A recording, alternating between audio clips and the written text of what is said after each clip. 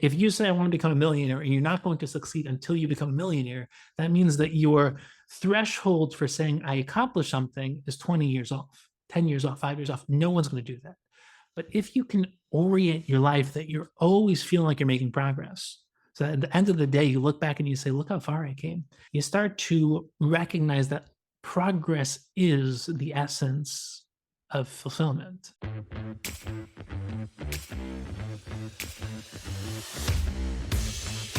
Rabbi Shmuel Reichman, thank you so much for joining me on the Let's Talk Business podcast.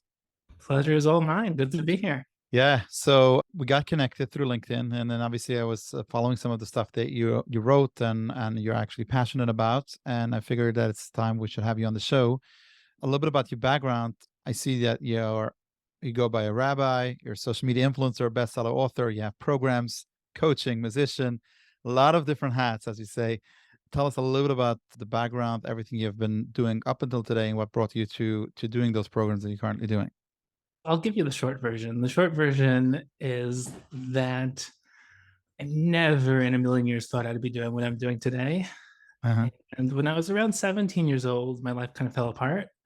And I had one of those near death experiences where you kind of question why you even exist in the first place and what you're doing with your life. So, most people, without getting into the drama of what a near death experience is like when you're 17 years old, most people don't live a very conscious, thought out, driven, passionate, goal oriented life when they're younger. And very few people get the chance to really give themselves permission to do that. And most people, when they're like 50 years old, they start questioning, like, what have I done with my life? Like, why am I here? Mm-hmm. So I was given the biggest gift of when I was just a teenager, going through these questions every single day of basically saying, I don't know how much longer I'm going to be in this world. What am I doing with the life I've been given? And at the time, the initial vision was really in the realm of mission, purpose, philosophy, psychology, religion, delving into Torah, delving into the realm of trying to live a meaningful, purposeful life. And I started to ask every CEO, every speaker, every person who was making a difference in the world, like, what advice would you give me? Like, I'm really focused right now in the realm of content and ideas and wisdom. What would you recommend if I want to do this long term? If I want to devote my life to having the biggest impact I can possibly have? And almost every single person in the business world, the entrepreneur world, the speaker world, the corporate world, the influencer world, the Torah world, the rabbinic world, everyone said the same thing. If you really want to do this well, you're going to have to become financially independent. You're going to have to figure out how to finance it, because what ends up happening is a lot of people, they're inspired, especially in the realm of content and ideas and spiritual wisdom and content like that. They want to make an impact, but they have no way of supporting it. So what do? You essentially either find someone else to support it or you struggle. And if you find someone else to support it, what ends up happening, not in like a pessimistic or corruptive type of way, is that the people who support you control you in a very, very practical way. If you really want to do something with your life, you have to figure out how to support it yourself. So that was the last thing I wanted to hear, because the only thing I wanted to do was sit and think and write and speak and teach and deal in the world of content and ideas and Torah and wisdom. But I kind of said, if I'm doing this long term, I'm young enough, I can figure this out. So I obviously have devoted my life to the world of ideas and wisdom and Torah and content and things like that. But I immersed myself in the world of impact, the world of influence, the world of business, the world of how to master the art of blending two different worlds. Because a lot of people, they either go into the world of making money. And if you go into the world of making money, you're lacking the meaning, the purpose, the inspiration, the spirituality, or they go into the world of truth, of meaning, of purpose, of growth, and then they're struggling in the financial sector. But if you can blend those two, initially I did it for a very practical purpose, which is just to support the vision, the mission, the impact I wanted to have. But then you start to realize that almost everyone's struggling with this. Where if they're going for financial success, like, how's your marriage? How's your physical health? How's your self awareness? How's your intellectual expansion? Like, where are you in life? And if you're really growing in life, like, why should you have to struggle financially? Why should you have to struggle paying the bills? So you start to realize that a lot of people struggle in the same question, and it became really fascinating to me because a big part of my mission is helping people synthesize these two different worlds. Because, like, if you think about the nature of financial success, the nature of financial success is if you can become great at something, if you can actualize your potential, if you can figure out how to become valuable and add tremendous value to people's lives, you can make a great living. So Sure. then you start to see the intersection between personal development, actualizing your potential, the realm of wisdom and ideas and spiritual consciousness, and the whole world of business and entrepreneurship, and why there's such a thirst in that world for growth and self-development. It's because the two are fundamentally linked. So it led me on a very interesting path. And it's like I wear many different hats. The mission's simple. The mission is to become all that I can be and help everyone else in the world do the same. How that manifests is very interesting, and how I show up, like if I'm speaking, if I'm giving a shir, or if I'm giving a Torah lecture, you know, it's very clearly Rabbi Shmuel Reisman. I'm speaking in the corporate world, in the business world. Sometimes it's Rabbi Shmuel Reisman because people really appreciate the blind, but sometimes it's Shmuel. Sometimes I don't really go by Samuel, but like if I'm getting a coffee at a store, it's easier to say Samuel than Shmuel. But Mhm. when it comes to the mission is really to blend a lot of different worlds, a lot of different ideas, and to help people live a life of truth, meaning, and purpose, but also figure out how to figure out the ideal way to also not only be financially stable, but financially flourish by truly figuring out how to add as much value to the world as Mhm. possible. This is amazing, and I want to dive deeper on a couple of things, a couple of points you mentioned. But first, on the full premise, and I think it's such an important topic, and unfortunately, not spoken enough or not even thought enough. Where people think, young entrepreneurs think that you need to give up everything for one thing, so to speak. So, if what you need to do in your business is, okay, I'm launching my business and I have to make money, so to speak. I'll put everything aside. Let me do this fully. When I will be ready, I'll go back to the others. It's something that I've shared many times on the podcast, just to mention it for the public, and people know that they could reach out to me for a free download of it. I call it the four wheels of a car. Life has four wheels. We have spiritual goals, financial goals, health goals, and family goals. And if you're going to be focusing on blowing up one of those tires and neglect the rest of them, regardless how well this is blown up, you're going to stop riding at one point because Mm-hmm. one of the tires will go flat. So the point I'm trying to make is that I believe in the same premise that you need to live a blended life, because if you don't live a blended life, you at one point one of those things will catch up on you, and it's very important. I guess I want to dive in a little bit deeper to this conversation because it's near and dear to my heart. I want to tackle it from two different angles. So if you could, first of all, on personal development, and I think I want you to speak about, because a lot of people on this show are business owners or very much immersed in the business world. So they're C-level executives and so on and so forth. And a lot of times when we speak about personal development, they say, what does this have to do with my business? This is personal and this is my business.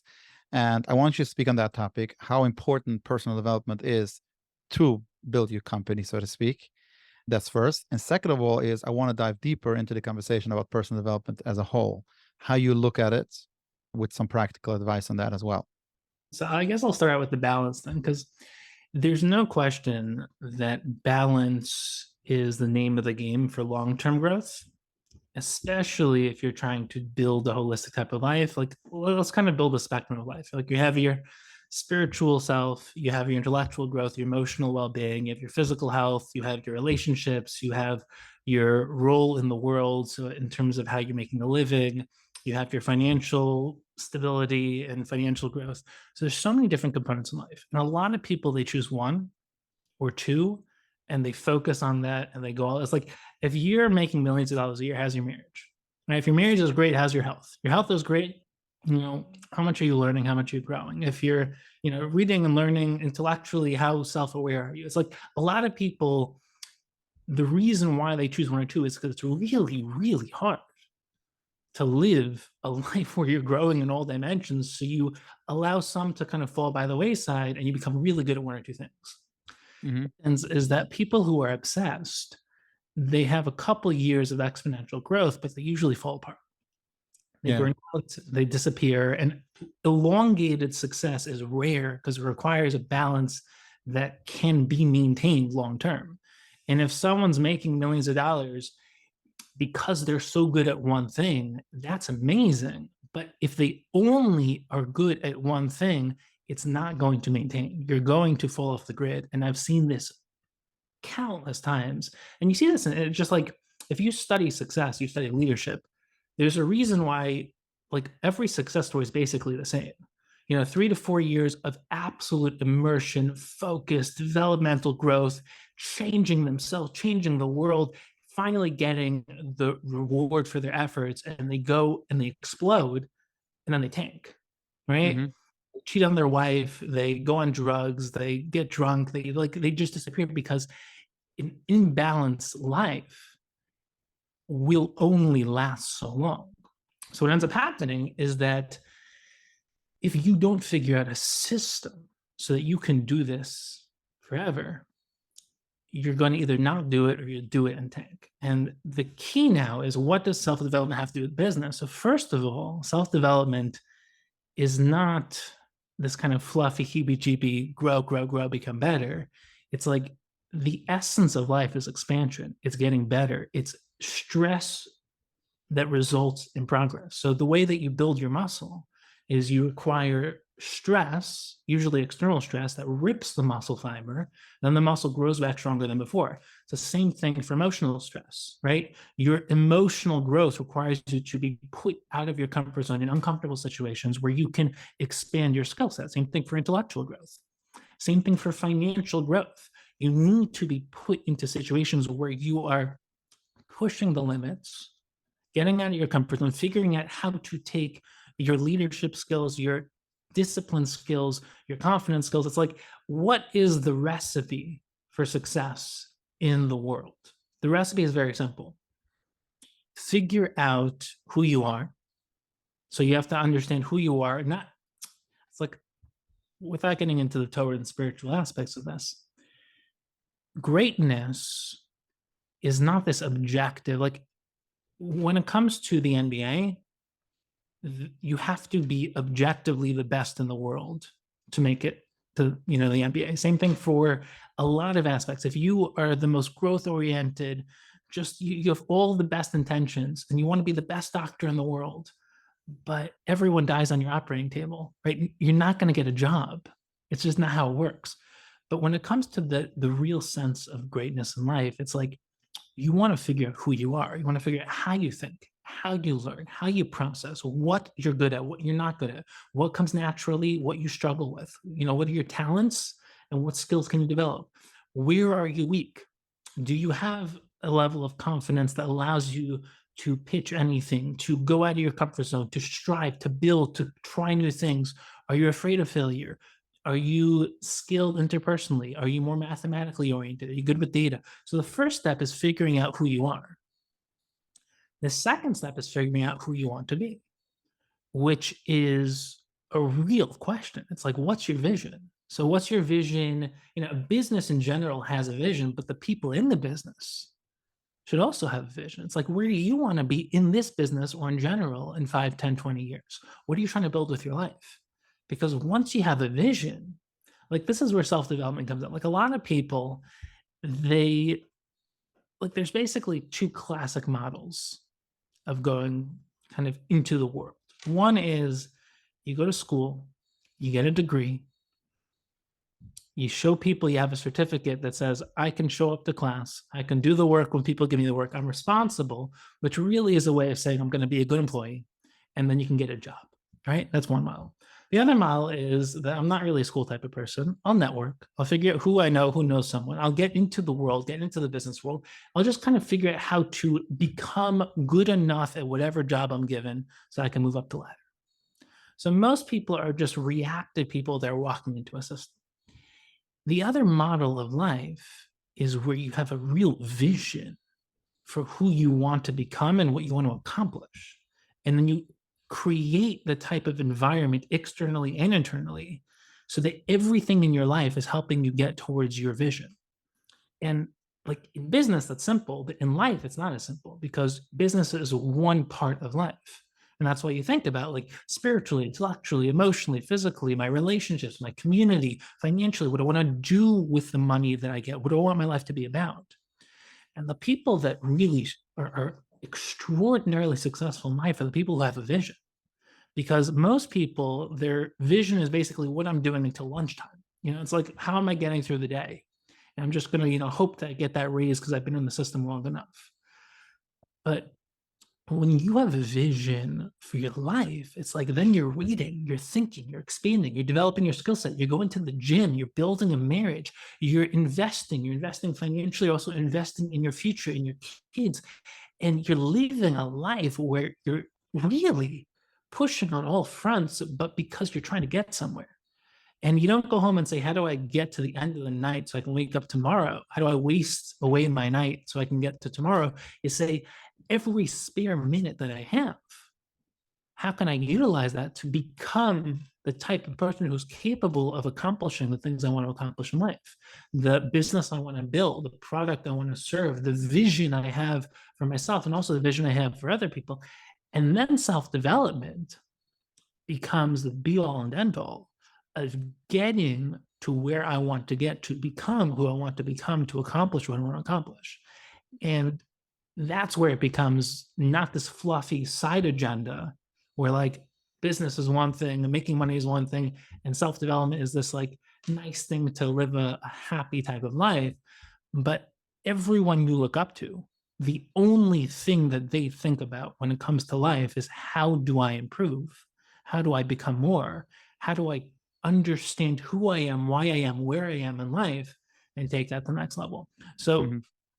Before, like, before if I can interject, I want to make 2 points on what you just said. I think it's very valuable, and I think our listeners should just pay attention to the way you say it. And of course, I'm going to get to the question about how a person goes about this exercises, so to speak. I want to just interject with 2 points. One is you mentioned before about a lot of people taking one dimension and going all out and very focused, and then all of a sudden it has a negative effect on the rest of their life. And I think, and if I could just, share my perspective on this is because when a problem is easy to fix, you could take incremental steps to fix it, and you're going to see the momentum a little bit, a little bit, a little bit. And like, same as like with a habit, you have a bad habit. It's not as bad as, it could be. You catch it in the right time. You could start making small changes, and all of a sudden the habit goes, it changes. When you have those 4 areas of life and you make smaller changes across all the 4 aspects of life, then as much as it's hard, all of them are hard, but because you're only making small changes to each one, it's manageable, and you could demand that from yourself as personal development. If you only focus on one dimension and you neglect 3 of them, all of a sudden by the time you get to one of those remaining ones, the problem was way bigger, and now you're lost. You don't even know how to start. So that's just my observation from people mhm. that I work with on personal development. So I wanted to mention it for our audience to understand why we don't say focus on one, fix it, or become better and develop it, and then go to the next. Is the reason is because the work you have to put into development, each part of your life becomes way harder if you neglected it for a long period of time. The second part of which I want to get to is, and I want to just, because I want it should be very practical for our listeners, people understand the importance of personal development. People understand sometimes they wake up, they're just not happy with themselves. They know they're not the best version of themselves. They know they could be better. And I think what you mentioned before is so valuable. And I want to make sure that our listeners paid attention to it is when you are successful in business, part of how to measure success is what will an outside influencer say about my success in my company? oh, we made this Fortune 500 list, whatever it is, or we gave this large donation of for this organization, whatever it is. The same is with like an athlete. So their success, the market will say if they're successful or not. Were they able to get a job? Were they able to renew a contract? Were they able to win the game? Whatever it is, we forget that success in our personal life could be between you and you yourself and the closed four doors, the four worlds. Meaning to say that nobody else has to approve with your personal development other than yourself, Hmm. unless you have an outside, a spouse or a family member that says, you got to work on yourself because we can't be around you. So then they could say, where you becoming, are you better at this issue or whatever it is, or a therapist. But in general, we're talking about a healthy person working on personal development. Nobody actually tells you that, hey, you're improving, and nobody has to validate if these improvements is the focus of where you want to be. So I guess my question to you is, as somebody that's teaching this on a larger scale, there's so many people that wake up in the morning, I wish I could be a better version of myself. And they're confused with themselves, with what do I want to be? What's my vision? They don't even know their own strengths and weaknesses, in a sense, to say, you know what, let me utilize some of my strengths to make my life better, make the people around me better, make my, utilize my life to its fullest potential. Where does this start? What is the thought process a person has to go through in order to really understand where they could get with, like, what their potentials are? That's a great question. And there are a couple stages because like everyone is their own universe. Like everyone's at their own stage in this process. So there are people who genuinely don't know what they want. Like they don't know who they are. Like they wake up every single day saying, I wish I could live the life I know I'm supposed to live, but they don't even know what that is. But then there are lots of people who do know what that is, but there's something holding them back. Like they're waiting Exactly. for their kids to move out. They're waiting for their debt to kind of disappear. They're waiting for it to be the right time. They're scared of failing. They're scared of what people will think. They don't have the accountability. They don't have the drive. There's a million reasons why people don't do it. So the first is to locate what's holding you back. Like for some people, they don't know who they are. They don't know why they do what they do. And it's like a lot of people spend their whole lives trying to be good enough for other people, trying to get other people to like them, trying to be accepted, trying to be, so to speak, the version of themselves that they think other people want them to become, but they don't even know who they are. And if you really think about it, it's like you spend your entire life with you. So if you don't like yourself, you're going to have a miserable life, right?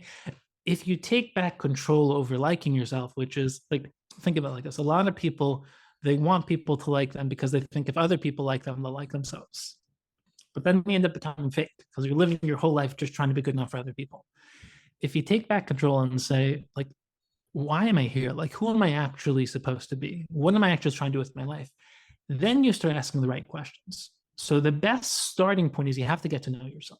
You have to know your strengths. You have to know your weaknesses. You have to know what drives you, what you want. You have to know what you don't want. You have to know what it is that makes you you. And you also have to get a real clear sense of your identity of like, what do you stand for? What are you trying to build with your life?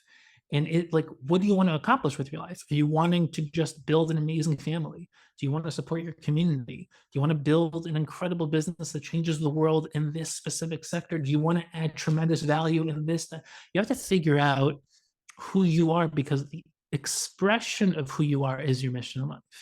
It's your purpose. For someone who is obsessed and loves A, like 99 out of 100 times, that's going to be the thing that lights you on fire. That really, it's like, what would you do if you didn't need to make money?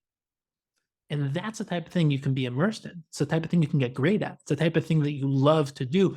And a lot of people, they don't know that because they don't give themselves permission to explore. So the first thing is self-awareness, self-discovery, understanding what drives you, what you're good at, what you want to do.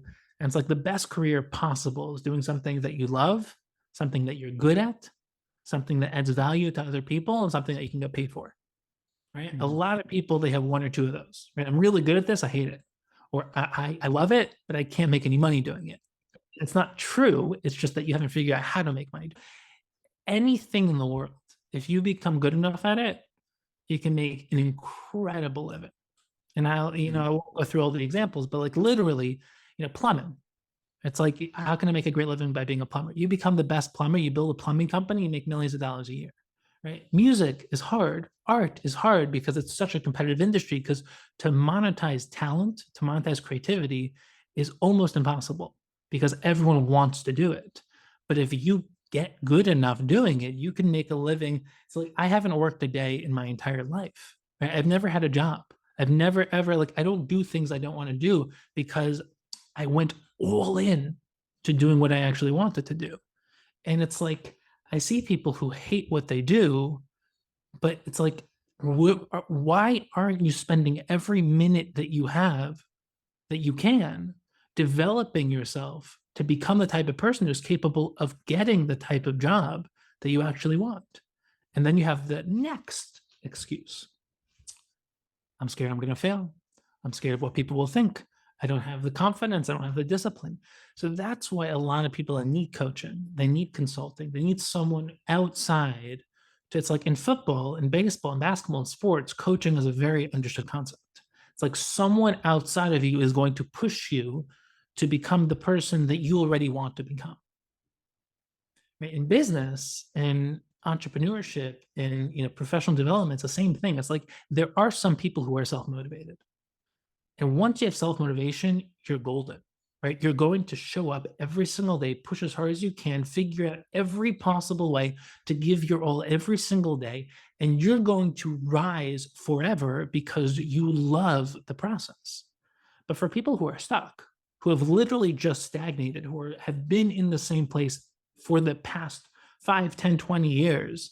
And by the way, the problem is that even if you're stagnating on a fundamental level, you could still be moving up just because you're doing time, right? You've been in the company long enough that they cannot but just move you up the ladder, but you're not building your leadership skills. You have no personal vision. You're not contributing more. You're not doing more. So once self-development becomes the foundation for the muscle building of financial, experiential, personal, and I would say the contributing and impactful part of your life, you start to realize that the only way that you're going to get different results in life is if you evolve, right? If you do what you've always done, you're going to get what you've always gotten, right? Insanity is doing the same thing time and time again, expecting different results.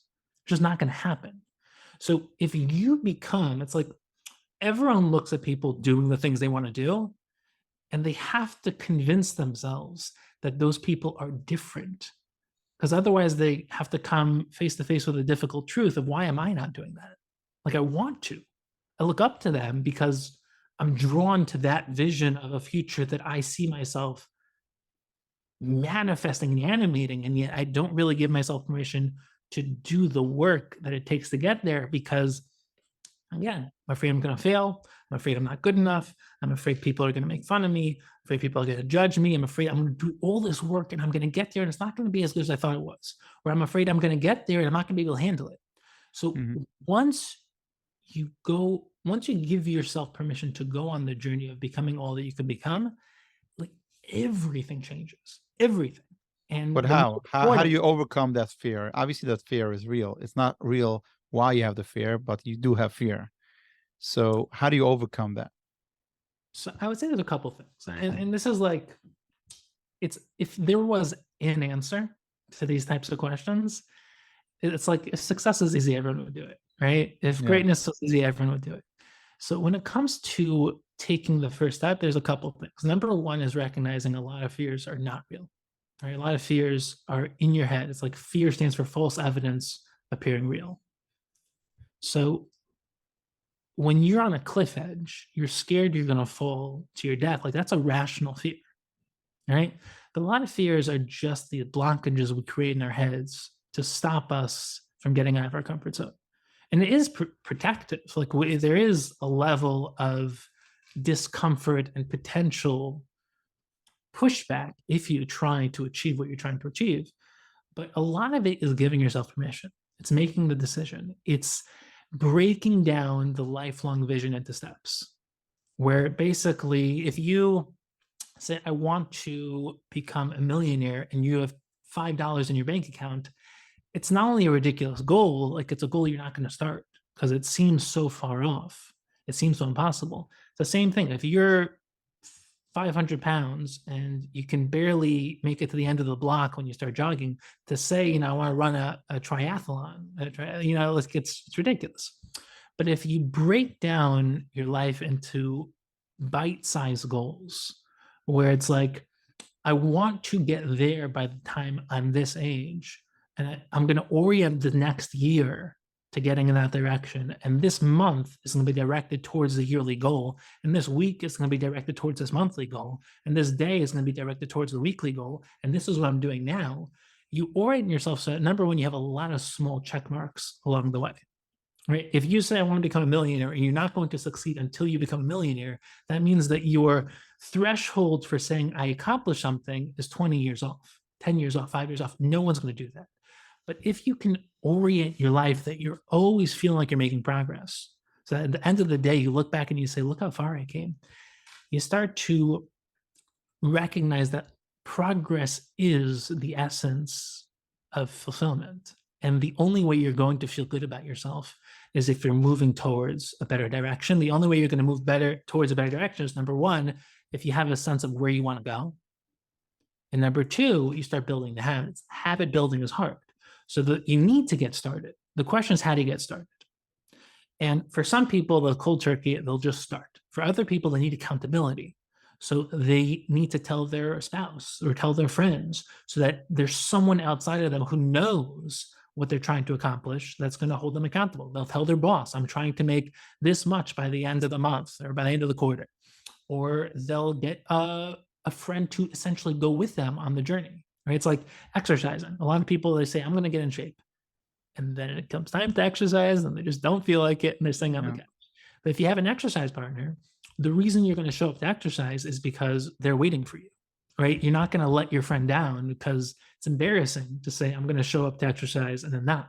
So having that accountability of someone you're doing it with is essential. And you can hire someone, you can do it with your friend, you can do it with your spouse, you can do it with a family member. But the most important thing is building the mindset and building the confidence and building the identity of, I'm not a loser and I'm not stagnant and I'm not average. I was born for something great. I was born for something amazing. And this is who I am. And that comes from partially a decision and partially the self-awareness component of getting, like, a lot of people, they don't believe in themselves. They don't believe they're worthy of going on the journey that they want. So whenever that vision comes up, there's a part in the back of their mind that says, what are you talking about? Like, that's not you. Like, you're one of those normal people who watches great people go after their dreams and strive for greatness and build incredible things and just become CEOs and entrepreneurs and world changers. But like, it's not like, you just got the wrong card. Like, you are never going to succeed, and it's not even worth trying. And where does that change? It changes partially from stepping up inside of yourself and telling that voice to be quiet. It's like everyone has that like small inner voice that says, you're not good enough. You're never going to be good enough. You never were good enough. You're not special. You're not different. You're not unique. You can't do anything. Stop. Quit. Don't even try. Like, just be happy that you can pay the bills. Just be happy that you're surviving. And like, yes, there's a lot to be thankful for if you can pay the bills, but we're not here to survive. We're here to fulfill our purpose. We're here to thrive. We're here to build something incredible with our lives. And the people who are doing all the things that you want to do, they believe that about themselves. And there's a very deep spiritual foundation to that, as in everyone was built in the image of God, and that you have something incredible within you, and that your job in life is to figure out what's incredible within you. Like, what can you contribute to the world? And the only way to contribute it is to manifest it within yourself first. Like, everyone who gets paid on the public front is being paid for the years and years and years of work that they did in private when no one saw. The years and years and years of working day after day towards a goal. And the only reason they did that was because, number one, they believed that they were going to achieve their goal. And number two, they believed they were worthy of going on the journey towards achieving their goal. This is not fluffy stuff. This is not the, inspirational, you can be the best you can be. Like, this is the essence of hardcore success. If you don't have the identity and the core belief system and the mindset that it's impenetrable, and no matter what comes in your way, you're going to push forward, you're not going to make it. The only way to make it is to figure out how to start. The only way to start is to build that mindset. The only way to build that mindset is to really spend time with yourself and overcome those limiting beliefs and build that existential stamina that you're going to need to go the long term. Mhm. And everyone has to figure out how to do that. For some people, it's really just a question of reading and thinking, immersing yourself in the right types of content, finding mentors. Nowadays, there's infinite free content on the internet. For other people, you need to find a real mentor, someone who you can talk to, someone who is going to guide you, answer your questions, push you, and really help you build it. And for other people, they just need to build the right relationships with the right people and start surrounding themselves with positive people. A lot of people, you come up with an amazing idea, and there's like 25 people that will immediately tell you why that's the worst idea in the world. And the people who will shut you down. And if you're not surrounding yourself with the right people, you're never going to go anywhere, because that environment is just recreating your own internal environment. You're going to mirror what's being put inside of your head. So, Yeah, I just want to share. Like, we're now close to Rosh Hashanah, which is the obviously the Jewish start of the year. So it's very timely, this episode, because as we look at the year that passed and the year we're going into, understanding who you want to be and what you want to achieve in the next year from yourself on a personal development side is so important. And I do want to share, like, a lot of people see success by others and they forget that every overnight success is years in the making. Sometimes like, I'm not talking about just success, somebody that struck it rich or was very successful in the business, but let's say sometimes you look at a person, say, that person made a 360-degree. Like, I remember him as a young child. Look what he made with his life.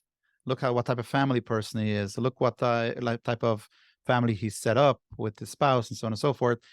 And little do you know that these were daily struggles and grinds and focus and those different things that person put into their life, where you're totally capable of doing. As you mentioned, sometimes you could do it on your own. Sometimes you need an accountability partner, coach, advisor, a mentor, so to speak. But I do want to add another thing is what we that people don't realize, that if you make, as you mentioned before, the yearly goals, and then there's the monthly goals, and then there's the weekly goals, and there's the daily goals, and there's what I'm doing now towards that, you won't realize, if you have those micro wins and you actually are able to achieve that, and like you mentioned before, check it off, that momentum is stronger than any type of outside influence to say, you're great, go on, just continue going, which means is, you as a person, if you could overcome, I've seen it, I've been coaching, obviously, here and there, a lot of people throughout the years, when a person has a bad habit or something they want to really pull away from. And I say, you know what, let's do a 30-day plan and literally check it off every night, or send me, like, sometimes for accountability, send me a message every night that was done or going to be done, whatever it is. That momentum comes after day 10, after day 11, that says, I'm good on my own, because we're talking about healthy people. We're not talking about a person that just can't collect themselves and they're all over the place. Sometimes we're talking about not sometimes, most of the time we're speaking on this episode, on this show, we're speaking to normal, healthy people. We just want they should be better and better a version of themselves, which means bring out the best of what you already have. We're not asking you to do miracles with yourself. We're talking about just having that reflection point and understanding what you want to do and where do you want to add value to yourself in the next couple of months, and then create those goals for yourself, and then ultimately the activity goals. What will I start doing differently, and ultimately achieve that success? Because we never have most of us get stuck in the outcome. We want this as the outcome. You don't control the outcome. The outcome can only come if you do the activities. And that's, so many people forget, because we want to do easy way out. Like, we want to, sometimes we want to win the lottery without even buying the lottery. You know what I mean? Like, okay, but even if you buy the lottery, okay, it's an easy one. But if you want to have the outcome of winning a lottery with in your family, or just which means we want to be, we're rich because we're happy and healthy with the life we have. Yeah, that comes with rewiring ourselves. That comes with self-awareness. That comes to how to look at positive parts in life, and so on and so forth. So I very much appreciate, the timeliness of this episode, because I think if there's one person of the show which is already thinking of ideas, how they could go through this exercise, it's worth, I don't know where I'm up to, 160, 170 episodes. I think it's worth the whole effort that we put in, because that person could go on to change their life. Then they could change their family's life, and then their neighbors, and then the community, and then the world. And even if we don't have this ambitious goals of, okay, I'm not that capable of changing the world, but your world, you for sure are in control. And this is you as a part of being part of the world. So I very much appreciate what you mentioned. I guess where, because we're getting late on time, where I wanted to finish this part of the conversation is how much this is speaking, men to women, women to men, as far as their own people that are married. Obviously, this it's every person could work in a personal development, but let's say somebody has a family and they want to start making changes in the family. How much of it would you coach and you advise people they start doing on their own versus bringing their family along with the journey, so to speak? Okay, discussing these conversations with their spouses to say, let's together work on this, or let's together work on that, so to speak. What do you suggest the process after the person has, when a person goes about creating their goals on that? So that's an amazing question. That's an amazing question. First of all, I agree with everything you just said. The timeliness is amazing because Rosh Hashanah is that it's the checking in with yourself, it's the recalibrating, and it's really building the vision. Like time is the biggest gift. Like if can you imagine living for 100 years with no concept of a year, just like living with a continuity of like just day after day after day? The fact that we have weeks, months, years, it breaks up life into that concrete finite way of building progress, and without being able to, and by the way, this is the most difficult part of self-development. When it comes to financial growth, you can easily quantify your growth. You just look at your bank account, you look at your stocks, right? You look at the charts and you basically say, like, I'm making it. Same thing, physical growth, right? If you're building muscle, you look at your physical mass, it's easy. When it comes to self-awareness, when it comes to confidence, when it comes to patience, when it comes to building a harmonious life, it's very hard to quantify. So figuring out how to become self-aware enough to quantify your growth is the key. Now, when it comes to family, it's the most difficult question because there are certain things that you can control. Right? You can control how you show up. You can control your work ethic, your discipline, your confidence, your self-awareness. You can't control other people. And you can never control someone's manipulation kind of its best, and you'll never be able to fully control anyone. It's not worth trying. And it's also just, it's not ideal in any sense. Like you don't want to control other people. You want to work with other people. But the hardest thing is that you can't always control how people respond. So let's say you want to grow, but they don't want to grow. Let's say you want to start, you're like a lot of people I work with different types of people. So I work with entrepreneurs, business owners, small business owners, solo business owners, and that's like most of the work I do. But a lot of people who are seeking to transition from their 9 to 5, want to start something, right? They'll also reach out to me, and their biggest question is like, how do I get my wife on board? Right? How do I get my husband on board? Because like right now I'm paying the bills, and if I transition, Yes. happen, right? So it's not easy. It's not easy. And the best thing I say is that you can basically go cold turkey and quit. It's not responsible, especially if you have kids or you're responsible. Like if you're 25, you have no responsibility, no wife, no kids, or no husband, no kids. It's the best time to be an entrepreneur, right? Because you just learn. There's no such thing as making mistakes. You learn, you grow. When you're paying the bills and you're responsible for other people, it just doesn't work that way. So you have to figure out, how am I going to pursue my purpose, but also be responsible for other people. So a lot of people, they say like, oh, I'll do it eventually, or I'll do it on my spare time. Nothing ends up happening. So what you want to do is you want to create like a 6-month deadline where you say, I'm going to quit in 6 months. You spend every spare minute for the next 6 months building, so that you're not going from 100 to 0 and then from 0 trying to build from 100, but you're going from 100 down to like 80 in terms of how much you're focusing on your day job. And then you're building up the transition. But a lot of people, it's hard to get your spouse on board, because if you're a visionary and you're creative, a lot of times your spouse is a lot more stable, a lot more practical. And they'll be like, that's, what are you talking about? Like, we need to send our kids to school. She was expensive. I can't do this. So it's not easy. But here's what I'd recommend. Everyone's part of a very diverse and expansive infrastructure, right? There's a hierarchy in terms of yourself, right? You have a lot of pieces, a lot of moving pieces to yourself. You're you have you're self-aware, you have a consciousness, you have an intellect, you have emotions, you have a physical body. Then you move outside yourself. You have relationships, right? Let's say you're married, let's say you have kids. So that's one aspect of your environment. You're part of a community. You live in a certain place. You're part of a hashkafa. You're part of a religious outlook. That's a bigger. You're part of, let's say, the Jewish people. You're part of a certain community. You have a political outlook. You're part of a lot of different things. You're not going to control anything outside of yourself fully. And you can barely control everything going on inside of yourself. So you have to start by recognizing that the best way to start making momentum is controlling what you can control. Learning how to control your thoughts, your work ethic, your effort, your focus, the meaning you give to things in your life. Then you want to surround yourself with the right types of people, the people who are going to bring out the best in you, partners, mentors, inspirational content, motivational content, mind expanding content, growth oriented content, people and ideas that will help you direct you in the right place. The biggest struggle is when you're already in the middle of your life and then you want to transition. You want to become more growth oriented. You want to start a business. You want to take your business next level, because it's not that simple, because you have a lot of people in your life who are depending on you and who are already married to a certain version of you. Mm-hmm.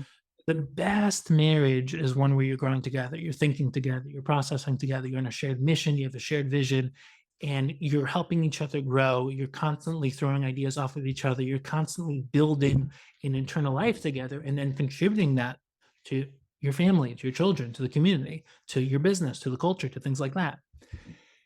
It's not always as simple as that. So what you want to do 99 out of 100 times, the miscommunication between spouses is that it seems like you want different things, right? Let's say someone wants to now be more ambitious, build up a business, go, from, let's say, a job to a business, from a business to a bigger business, scale, expand, become a CEO, whatever it is. And their spouse is going to pull back because they're like, I don't want to lose you. Or I don't want, to lose that dependability, this ability. So you have to communicate that, like, why are we here in this world? Like, why are we married? Like, what's the purpose of building a family? Like, we're trying to actualize our potential. We're going on a mission. And when that communication is very clear, then you can also answer the questions of, what about the stability? I'm doing this so we have more stability. Like, what about our family? I'm doing this so I can spend more time with our family. And like, you have to actually mean that. Like, a lot of people will kind of say these things and they don't really mean that. Yeah. But the best possible life is where everything is harmoniously building towards a shared vision direction. Yeah. I think that what you mentioned is very, very on point, because we also don't realize that sometimes we neglect to share because we think it's going to become harder if we share. Mm-hmm. And we don't realize that if we share, and you could have another supporting person that you're pretty close with, because obviously it's a spouse and you're there in the family, that getting the support of a spouse could make it so much easier, whatever you're working on, so to speak. And of course, if it could be something that you're working together, I think it just makes everything easier. Yeah, they Uh, say never mix family and business. I say that's 100% not true. If you can mix family and business, it's the best thing in the world. The key is doing it right. But if you Doing it can, right. the Yeah. the spousal one is the best one, because here's the thing: business partners come and go because it's like friends. Like friends, you build friends because of shared experiences, shared relationships.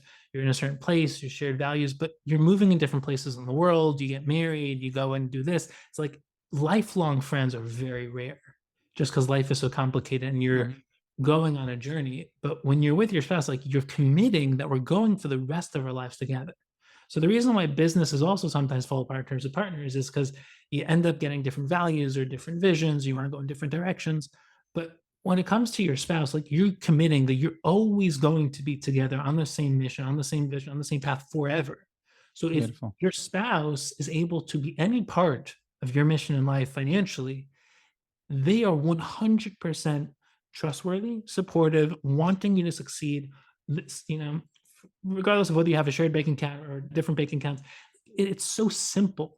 And it was like, when I wrote my first book, like, my wife edited the entire book. Like, we're on this really shared mission. Nice. Every Motzei Shabbos, every Saturday night, I would write a chapter, she'd edit it, and then she edited the whole thing again. Like, we basically worked every single week to build something that we're trying to contribute to the world. and it changed the quality of the work. It changed the quality of our marriage. It changed the quality of the mission. It's like there's nothing as amazing as going on a shared mission, but it requires communication. It requires shared values. It requires both of you understanding each other's concerns and not kind of pulling away and hiding the side of you that you don't think they're going to accept, but building that channel, that bridge, so that you can build what a marriage is supposed to be, which is two individuals that maintain their individuality, but build something transcendent and unified together, and then expand that into a family, and then contribute to the world and your community and all the things you want to do. Let me just so getting a little bit late on time. I think we're going close to an hour now. As far as if people want to reach out and learn more what you do, why how you could help out business owners, entrepreneurs, and people in general, like what's the best way people can find you? So the best place is my website, Okay. shmuelreichman.com. And in terms of what I can do in terms of how I can help, so there's a lot of different things that I do. There's obviously the content, the lectures, there's the book, there's the self mastery course, which is there to really help leaders become better leaders, become more self aware, build your identity, build your confidence, build your vision, and really build the right environment. And then there's obviously the speaking component. I'd be happy to speak in your community, for your company, things like that. The coaching, I'm building a mastermind soon in terms of group coaching in the community. But for now, there's the one on one coaching, which is really, I would say, the unique component of the coaching program is that it's very multidimensional, right? So there's a lot of different coaches. Like if you go in the business coaching world, there's people who do, marketing, and then there's sales, and then there's brain building, and then there's mindset coaching and leadership coaching. So my coaching program is really all of those. And it's also built to be a lot more than just the coaching. Like there's basically, I would say, four components of coaching. One is the therapy component of allowing the client to really open up and be understood and to share their story and like what they're trying to accomplish, who they are. There's the coaching component, which is like directed questioning and really someone pushing you and helping you accomplish your goals and helping you become more self-aware, helping you target and keeping you accountable and really pushing you on and cheering you on. There's the consulting component of someone who's accomplished what you're trying to accomplish and can answer your questions, right? A lot of coaches, they haven't done anything themselves in the things that you're trying to accomplish. They're just able to kind of bring out the best of you, right? So they can't Yeah, answer your questions. They can just give you questions. got So it. the consultant component, then there's the mentorship element of someone who can really guide you and inspire you and kind of keep you accountable in a higher level way, as opposed to just like I'm scared of showing up, not having done the work. There's the really shared mission element of when I take on a client, like my goal is really to help them accomplish their goals at the highest level. Yeah, so we'll link up in the show notes at www.ptexgroup.com/podcast, where we'll put a link to your website. And obviously, I encourage people to check out the content and ultimately the services you are able to offer, because this is a very important topic and there's so much, expansion to what we have discussed, but time flies by too quickly when you have these in-depth conversations. Let's close with the four rapid fire questions. Are you ready? I'm ready. Number one, a book that changed your life. It's a book that changed my life. So I'll say the universal book that changed my life was back when I was 17, Seven Habits of Highly Successful People. Stephen Covey, that's an all-time classic. And Yeah, in terms of Torah, I would say, besides for, I'm one of those people who loves every area of Torah, but maybe Kiva Tats definitely nice. opened up my mind. Beautiful. Number two, a piece of advice you got that you'll never forget. So I would say it's back to that conversation I shared with you, which is that financial success is nothing. It really is nothing. But all money does is it allows you to do what you want to do. So money just brings out you. And back when I was trying to build my vision, the advice I got was that if you want to do this well, you need to become financially independent, but not because money is important, but because what money enables you to accomplish is very important. Number three, anything you wish you could go back and do differently. So I'm the type of person who doesn't live that way. I don't really Good. have any regrets, but I would say to just here's what I would say. I would say learn more. Learn more. It's something I definitely try to live by now, but it's the foundation of everything. You can always buy a new house. Time is precious and ideas are worth more than you can imagine. And last and final question, what's still on your bucket list to achieve? Bucket list to achieve is to synthesize a few different models of leadership. I would say the Rosh Yeshiva model and the classic yeshiva system with the global impact of Jonathan Sachs with the public speaking and community building of Tony Robbins, Charlie Harari type of thing like that, and then the thought leadership of Jordan Peterson and the brand building and monetization element of Brendan Burchard. Oh, wow. That's a good bucket list. Yeah. Shmuel, thank you so much for joining us. I know your time is valuable. That is why, in the name of our listeners, we'll forever be grateful for sharing some of your time with us today. It's been a blast. Pleasure is all mine, and the feeling's mutual. This is an actual blast. Thanks.